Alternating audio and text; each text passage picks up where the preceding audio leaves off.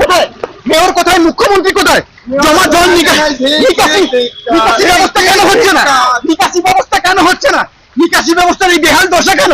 বিধাননগরের মানুষ, কলকাতার মানুষ এই ভুক্তভোগী হবে কেন? সাঁতার দেখছে না, সুইমিং কস্টিউম, আর সাঁতার যাওয়ার দরকার নেই, সাঁতার যাওয়ার দরকার নেই, এইখানে সব সাঁতার কাটবে।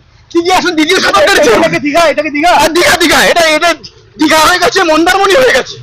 বিধাননগরে পৌর নিগম কি করছে? জমা জল কেন এখানে? হ্যাঁ, জমা জল কেন? সারা কলকাতা একটু ভাসছে কেন? নিকাশি ব্যবস্থার বেহাল দশা কেন? আজকে এটা কেন হয়েছে?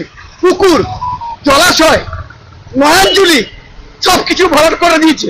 বাস্তুতন্ত্র, ইকোসিস্টেমটাকে এই সরকার তলানিতে ঠেকিয়ে দিয়েছে। এই জন্য সুইমিং পুলে আর যাবো না। এইখানে আমরা দিদি, আমরা সবাই মিলে বিজেপি যুব মোর্চার পক্ষ থেকে আমরা সাঁতার কাটলাম। সঞ্জয় পড়া, বিজেপির কর্মী।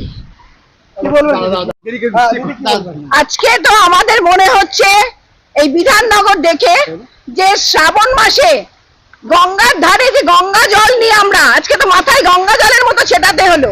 শ্রাবণ মাসে শিবের মাস, সেখানে গঙ্গায় যেতে পারছি না, মনে হচ্ছে দুয়ারে গঙ্গা। আজকে দুয়ারে নদী, আজকে এই নদীটার নাম আমরা দিয়েছি বিধাননগর নদী। আজকে যেসব বাণী নিয়ে বড় বড় সব ঠাকুরের নামে, কৃষ্ণা, তুলসী, বাণী, এইসব নাম নিয়ে যারা ভোট লুটেছে, ভোট অপব্যবহার করেছে, মানুষকে আজকে যেখানে দাঁড় করিয়েছে, কোনো সেবা দিচ্ছে না, মানুষের পরিষেবা। আজকে বৃদ্ধাশ্রম সবাই জানে হয়ে গেছে। আজকে গোটা মানুষ, বৃদ্ধারা সব আটকে পড়ে আছে এই জলে।